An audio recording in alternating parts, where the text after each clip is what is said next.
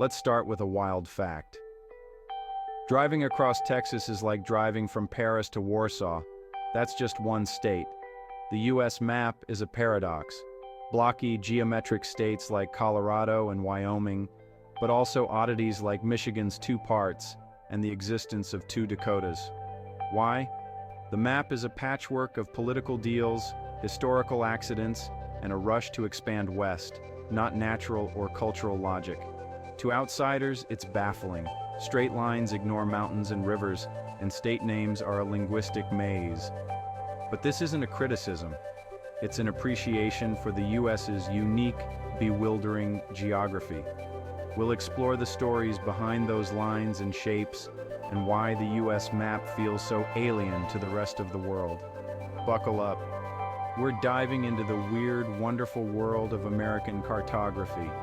By the end, you'll see the US map with new eyes, and maybe sympathize with the tourist who can't tell Kansas from Arkansas. Let's get started. Look at the American West. States like Colorado and Wyoming are perfect rectangles, as if drawn with a ruler. For Europeans or Asians, this is bizarre.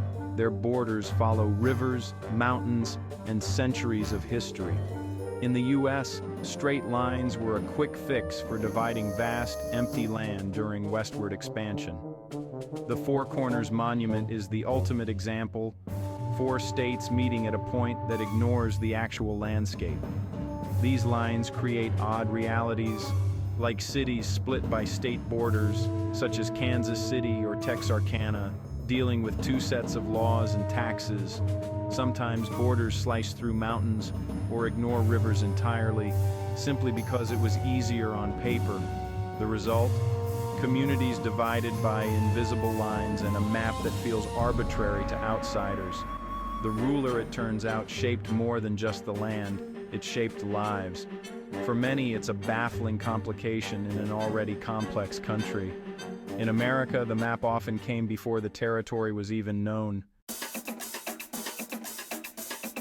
If the shapes are confusing, the names are even more so. U.S. state names are a jumble of Native American, English, French, and Spanish origins. Pronunciation is a challenge for everyone. Massachusetts comes from an Algonquian word, but its spelling is a puzzle. Then there are the Twin States, North and South Dakota, North and South Carolina, Virginia, and West Virginia. Why not just one Dakota? The answer: politics, not geography. The Dakota Territory was split to create more Senate seats, not because of cultural differences. Names like Arkansas, Arkansas, and Kansas, Kansas, defy logic, and Connecticut's silent letters stump even Americans. City names like Albuquerque or Coeur d'Alene add to the confusion. For outsiders, these names are hard to remember and even harder to pronounce. Unlike Europe, where names often have familiar versions in other languages, U.S. names are stubbornly unique. To understand the American map, you need to be part historian, part linguist, part geographer. The names are a barrier and a window into the country's complex past. They make the U.S. map a true linguistic adventure. The U.S. doesn't just sprawl across land, it stretches across 6 time zones. In the UK, you can drive all day and never change your watch. In the US, an hour's drive can mean a new time zone. The real chaos? Exceptions. Arizona mostly ignores daylight saving time, but the Navajo Nation inside Arizona does observe it. You can literally drive in and out of different times within the same state. Indiana used to be a patchwork of time zones and daylight saving rules. Now mostly fixed, but the confusion lingers. Some towns straddle time zone lines, so neighbors across the street live in different times. For visitors, it's a logistical headache. Your phone might update, or it might not.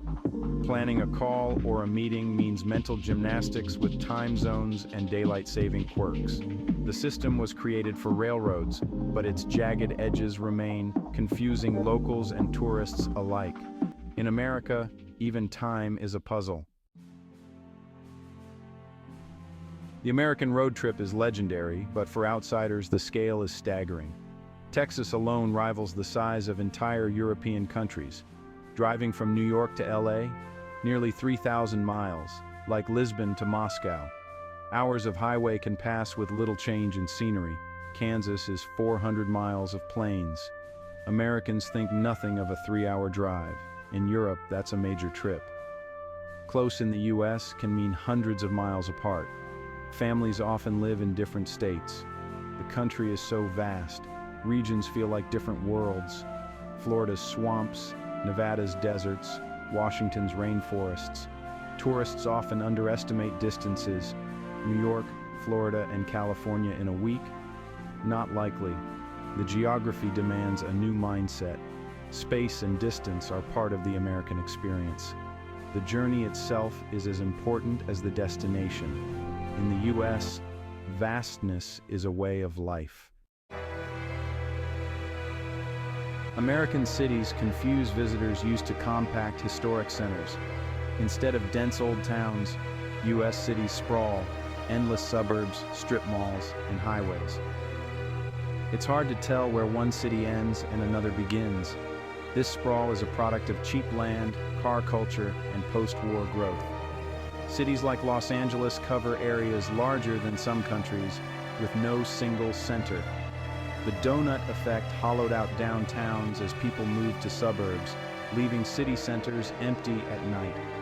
Unlike Europe, where city centers are vibrant and desirable, the American dream was a house in the suburbs. For tourists without a car, getting around is tough. Public transit is often lacking.